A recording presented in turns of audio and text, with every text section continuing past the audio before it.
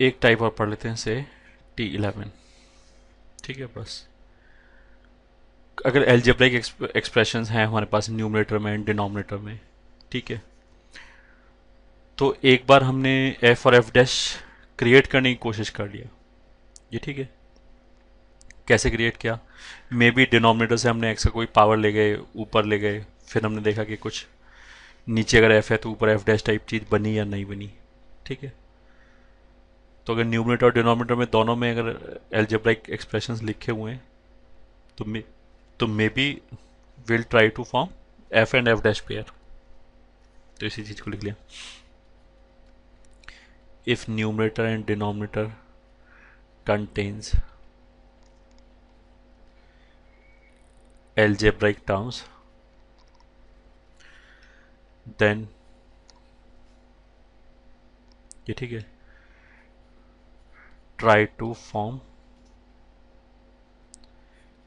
f and या फिर try to form नहीं,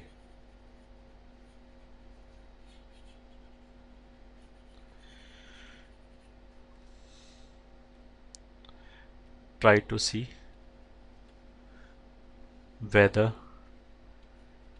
f and f dash can be produced directly, ये ठीक है, or not। ये ठीक है, तो पहला चीज़ हो गया। और मतलब इसी को बोलने का दूसरा तरीका क्या है? इफ़ डिनोमिनेटर कंटेन्स, ये ठीक है, सम exponent, if denominator contains some exponent of polynomial expression, then take some exponent of x, ये ठीक है,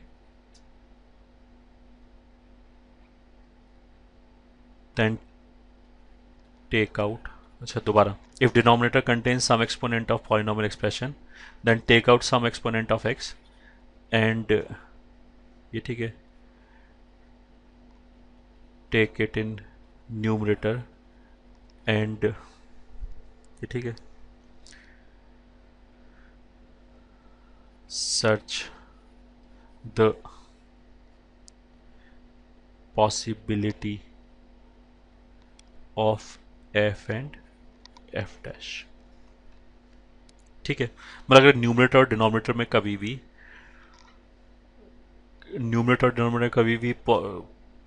एल्जेब्रिक एक्सप्रेशन दिखाई दें, ठीक है, तो एक बार हमने एफ और एफ डैश की जरूर चेक करके देख ली कि वो एफ और एफ डैश बन सकता है नहीं बन सकता है डायरेक्टली, ठीक है।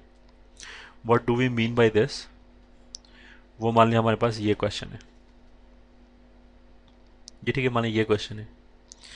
अब जैसे पहले क्वेश्चन में देखो, पहले क्वेश्चन में यहाँ पे ये ठीक है, this is the first question. First question में क्या लिखा हुआ है? X cos alpha plus 1 divided by x square plus 2x cos alpha, ठीक है, plus 1 raise to power 3/2 dx। अब ये जो क्वेश्चन है ना, ये हमें बहुत बड़ा हिंट दे रहा है, ठीक है। अब हिंट कैसे दे रहा है? जैसे यहाँ कॉस अल्फा रहा है, यहाँ पे भी कॉस अल्फा रहा है, तो कॉस अल्फा तो एक कांस्टेंट है, ठीक है। तो मे बी अगर मैं इसमें से कुछ, पहले तो हमने डायरेक्टली ऐसे करके देखा कि डायरेक्टली एफ और एफ डैश बनना है क्या, तो अगर मैं इसको डिफ्रेंशिएट करूँ तो यहाँ से आएगा 2x और यहाँ से आएगा 2 कॉस अल्फा, तो वो तो नहीं बना डायरेक्टली, तो डायरेक्टली तो नहीं बनना। तो मे बी हम यहाँ से x का कोई पावर निकालेंगे बाहर, उसको ऊपर ले जाएंगे, उसकी वजह से जो डिनोमिनेटर वाला ब्रैकेट है उसको अगर हम f बोलें तो ऊपर एफ डैश टाइप चीज़ बन जाएगी, ये ठीक है, पहला चीज़, ठीक है। तो हमें पहला चीज़ तो हिंट कहाँ से मिला? एक तो एक कॉस अल्फा देख के, ठीक है। अच्छा, अगर कॉस अल्फा नहीं भी होता तो भी अगर हमने इस तरह का एक्सप्रेशन देखा ना कि यहाँ पे भी एल्जेब्राइक है, यहाँ पे भी एल्जेब्राइक है, तो एक बार हम एफ और एफ डैश बनाने की कोशिश जरूर करेंगे। एफ और एफ डैश कैसे बनाएंगे कि यहाँ से एक्स का कोई पावर बाहर निकाला फिर उसको ऊपर ले गए, फिर हमने देखा कि अगर नीचे एफ है तो ऊपर एफ डैश जनरेट हुआ क्या। ठीक है, पहला चीज। दूसरा दूसरा हिंट क्या है, ये यहाँ पे टोटल 3 टर्म लिखे हुए हैं।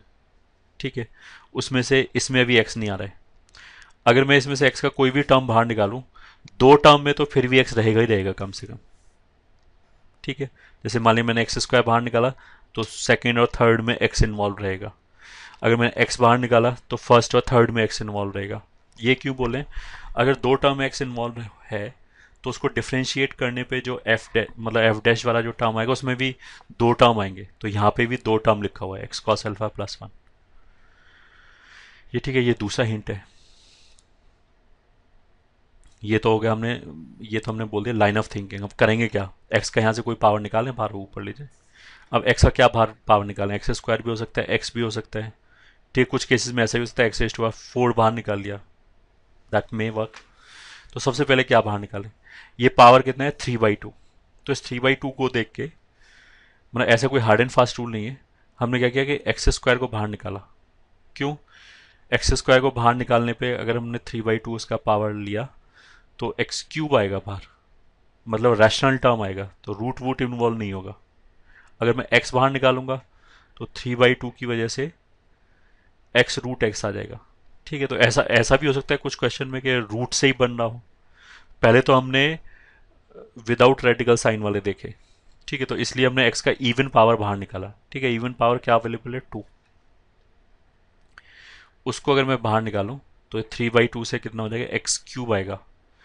उसको ऊपर ले गए तो कितना हो जाएगा, cos alpha divided by x square plus 1/x³ whole divided by, नीचे कितना बचेगा डिनोमिनेटर में, 1 plus 2 cos alpha divided by x, x square common लिया है, प्लस 1/x²। ये ठीक है, दिस इज 3/2। अब ये बहुत इजी, अब ये दिख रहा है क्लियरली कि अगर ये एफ है तो ये एफ डैश के टर्म्स में आ जाएगा, क्योंकि एक्स स्क्वायर का डेरिवेटिव एक्स क्यूब के टर्म में आएगा, पावर बढ़ जाएगा, और एक्स को डिफ्रेंशिएट करेंगे तो एक्स स्क्वायर के टर्म में आना चाहिए। ठीक है, तो बस हमने ये सब्स्टिट्यूट कर दिया कि let 1 plus 2 cos alpha upon x plus 1/x² is equal to t. Differentiate करो तो इसका आ जाएगा -2 cos alpha upon x² -2/x³ dx is equal to dt। तो इसमें से -2 कॉमन ले लें तो यही बच जाएगा। ये ठीक है, यहाँ dx भी लिखा हुआ है। तो ये न्यूमरेटर वाला टर्म कितना हो गया, -dt/2। तो this will be -dt/2 upon नीचे आ जाएगा t⁻³ this is nothing but minus are integral of t⁻³ dt। ठीक है, बस ये तो बहुत सिंपल है। -12, इसका इंटीग्रेशन कितना होगा, 3⁻⁻½ अपॉन -12 प्लस सी।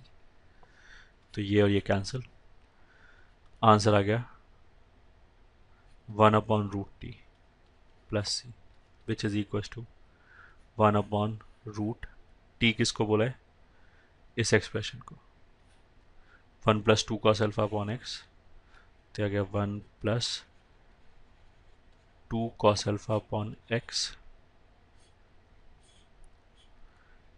Plus 1/x² plus C. ठीक है, यही आंसर है, फेयरली सिंपल। ये तो फर्स्ट क्वेश्चन हो गया। सेकंड क्वेश्चन है x² - 1, फिर x